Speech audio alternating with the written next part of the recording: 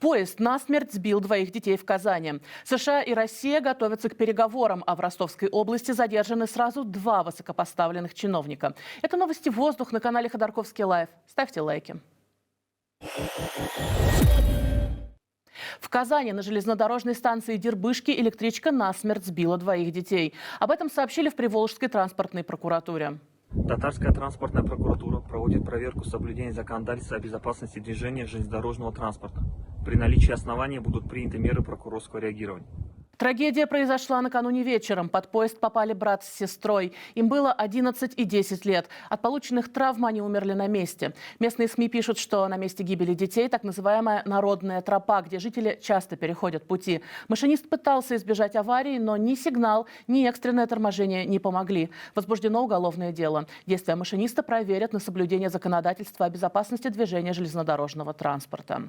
В Новосибирске мужчина похитил ребенка. ТАСС со ссылкой на главное управление МВД по региону пишет, что полицию заявила бывшая жена похитителя. По ее словам, он увез их общего 6-летнего сына в неизвестном направлении. А в местных пабликах пишут, что отец забрал сына, когда бывшая жена гуляла с новым мужем, сыном и 5-летней дочерью.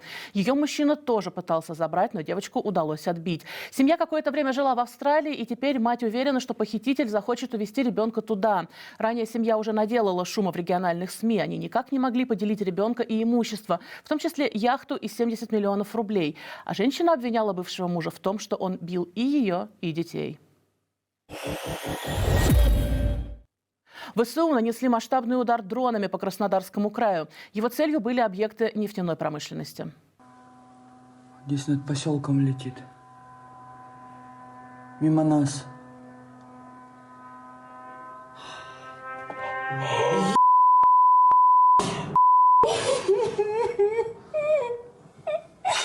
Губернатор региона Вениамин Кондратьев ночью сообщил о массированной атаке дронов по Кубани.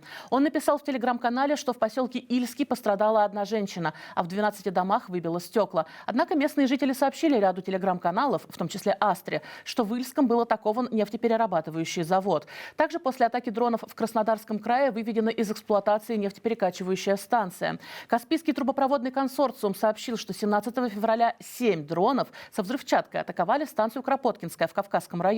По данным компании, обошлось без жертв и пострадавших. Сотрудники станции смогли предотвратить разлив нефти. Руководство выехало на место, чтобы оценить ущерб и определить время, необходимое для восстановления работы объекта. Кропоткинская – крупнейшая нефтеперекачивающая станция Каспийского трубопроводного консорциума. А Украину в ночь на 17 февраля атаковали 147 российских беспилотников. В Киевской области атакованы 4 района. Были повреждены несколько частных домов и автомобилей. В одном промышленном помещении произошел пожар. Пострадал один мужчина. ПВО работало и в самом Киеве. В Запорожской области в результате атаки дронов произошло несколько пожаров. Местные власти сообщили, что взрывной волной были повреждены складские помещения. Предварительно пострадавших нет. А вот в Днепропетровской области пострадали 4 человека. Глава военной администрации региона Сергей Лысак сообщил, что под обстрел попал город Марганец. По его данным, были повреждены 8 многоквартирных домов, 4 частных дома, магазины, учебное заведение и другие здания. Были атакованы и другие области страны. О погибших пока не сообщалось. Основной целью российской армии этой ночью были объекты энергетической инфраструктуры Украины. Компания «Укрэнерго» сообщила об аварийных отключениях электроэнергии по всей стране. В первую очередь отключения затронули промышленные предприятия и бизнес, а в отдельных случаях – бытовых потребителей. На этом фоне продолжается обсуждение возможных мирных переговоров. И возникает все больше опасений, что Трамп и Путин попытаются договориться между собой без учета интересов Украины. Встреча делегаций двух стран состоится в столице Саудовской Аравии Эр-Рияде уже завтра, 18 февраля. Об этом написали сразу несколько изданий: NBC News, Axios и Коммерсант. NBC News при этом отмечает, что Украина лишь пока не была приглашена, так как США планируют провести встречу с представителями Киева позже, после встречи с российской делегацией. Впрочем, переговоры с напавшей стороной до переговоров со стороной обороняющейся уже заставляют задуматься о приоритетах администрации Трампа.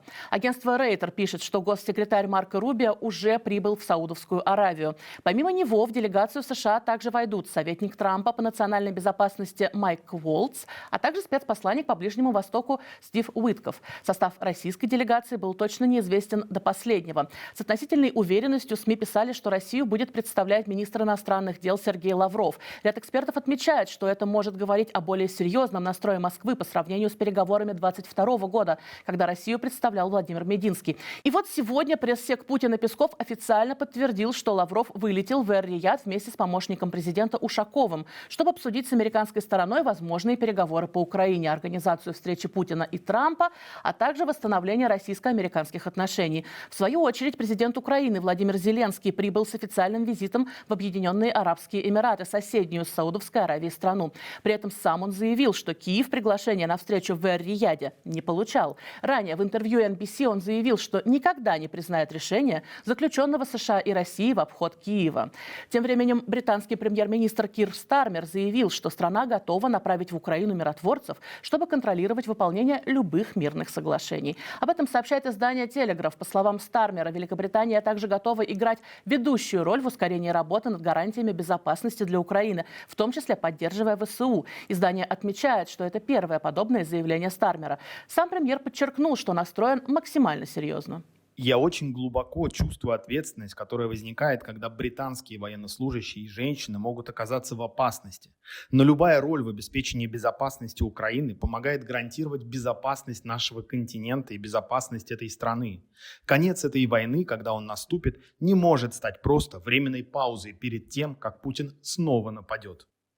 Ну а Европа пока отходит от Мюнхенской конференции, которая завершилась накануне. Ее руководитель Кристоф Хойсген назвал ее кошмарным сном для Европы. По его словам, конференция показала, что Америка при Трампе живет на другой планете. Ну а слезы Хойсгена по поводу раскола трансатлантических отношений – самая яркая иллюстрация настроений европейских чиновников. Let me conclude, and this becomes difficult.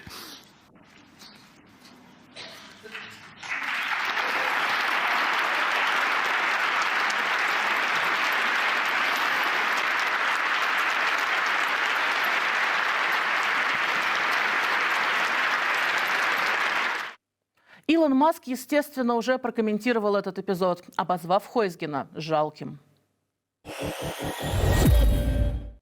В Ростовской области задержаны 2 высокопоставленных чиновника. Об этом сообщило управление ФСБ по региону. Первый – замгубернатора Ростовской области, глава местного Минсельхоза Константин Рачаловский. Против него возбуждено дело о превышении полномочий. По данным ФСБ, он дал незаконное указание подчиненным оформить субсидии ряду предприятий. Позже их объявили банкротами, а выделенные 150 миллионов рублей были похищены. По делу Рачаловского прошли обыски у советника губернатора Виктора Гончарова. Об этом сообщает ТАСС со ссылкой на ФСБ. Также в Ростове-на-Дону был задержан некий замминистра цифрового развития. Его имя пока не раскрывается. По версии следствия, ростовская Минцифры заключила контракт с компанией «Электронные офисные системы» на лицензию для использования системы дела почти за 60 миллионов рублей. При этом фактически по контракту поставили лицензию редактора «Мой офис», которая стоит в 4 раза меньше. И это все новости, о которых я хотела вам рассказать. Ставьте лайки этому видео, подписывайтесь на наш канал. Если вас тормозит YouTube, подписывайтесь на наш Telegram-канал. Ссылку на него вы найдете в описании к ролику, или же просто можете сканировать QR-код у себя на экране. Берегите себя и всего вам хорошего.